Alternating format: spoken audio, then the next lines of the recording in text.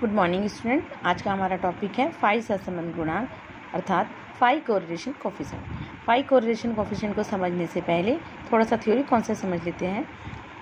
जब दो चरों का विभाजन वास्तविक रूप से द्विभाजित प्रकृति का होता है तब सहसंबंध ज्ञात करने के लिए फाई सहसंबंध गुणांक का प्रयोग किया जाता है। अर्थात जब प्रकृति में प्राप्त चर इस प्रकार से विभाजित हो कि वह स्वतः ही दो भागों में बंट जाए तो उन्हें द्विभाजित प्रकृति के चर कहा जाता है। जैसे ग्रामीण और शहरी विद्यार्थी, रोजगार और बेरोजगार प्राप्त व्यक्ति, जीवित और मृत व्यक्ति, या फिर लिंग के आधार पर हम कह सकते हैं महिला और पुरुष। ये ऐसे चर हैं जो स्वतः ही दो भागों में विभाजित हो जाते हैं। फाई सहसंबंध गुणांक को ग्रीक भाषा के अक्षर, यहाँ पर आप देखेंगे साइन, इस संकेताक्षर से प्रदर्शित किया जाता है। फाई गुणांक को चतुकोष्ठी सहसंबंध गुणांक के समान 2x2 आसंग तालिका में व्यवस्थित करना होता है। आपने 2x2 आसंग सारणी देखी होगी जहाँ पर एक चर के दो भाग होते हैं और हमारे पास अगर दो चर हैं तो दोनों के दो भाग = 2x2। यहाँ पर हमें 2x2 यानी 4 कॉलम बनाने होंगे जो कि इस प्रकार है।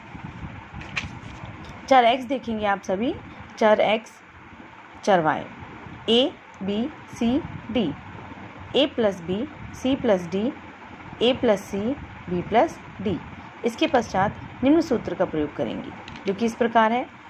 फाई गुणांक = AD minus BC upon √ A plus B into C plus D into A plus C into B plus D. एक उदाहरण देखेंगे।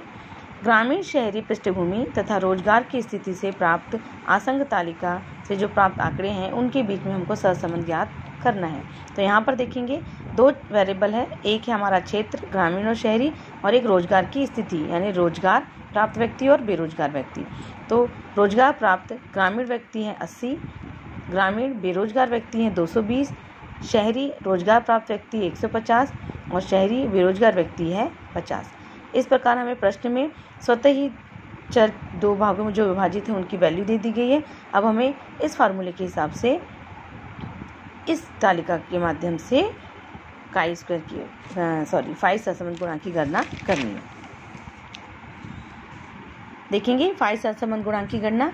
हमारे पास चर थे ग्रामीण शहरी, रोजगार बेरोजगार, 80, 150, 220, 50।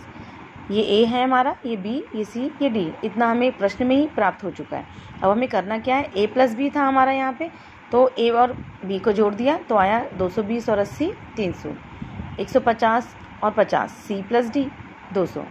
यहाँ से भी हम जोड़ेंगे, A प्लस C था तो A plus C 80 plus 150 230, 220 plus 50 270 अर्थात B plus D = 270, A plus C = 230, N 500। N मतलब टोटल हमारे पास जो आंकड़ों की जो संख्या है वो कितनी है, 500 है। सैंपल = 500।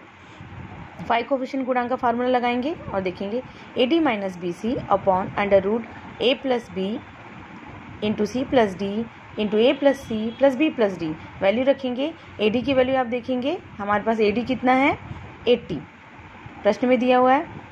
BC कितना हमारे पास AD है 80 इंटू 50 और BC है हमारे पास 220 इंटू 150। इसी प्रकार फार्मूले में रखेंगे √ A प्लस बी हमारे पास कितना है, यहाँ पर देखेंगे 300 और C प्लस डी हमारे पास कितना है 200, यहाँ रख दिया, इंटू A प्लस सी हमारे पास कितना है 230, यहाँ रख दिया, B प्लस डी हमारे पास कितना है, यहाँ पर देखेंगे 270 रख दिया।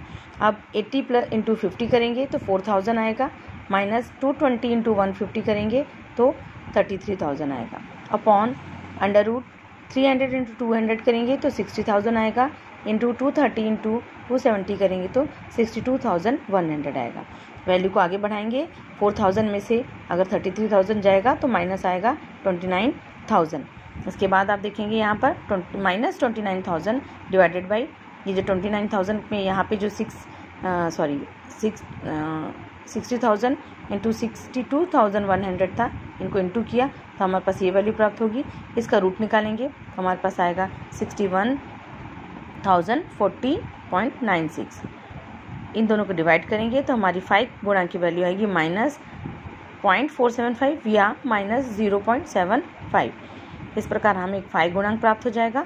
अब फाई कोफिशिएंट गुणांक या फाई सहसंबंध गुणांक की जो मुख्य बिंदु हैं उन्हें थोड़ा सा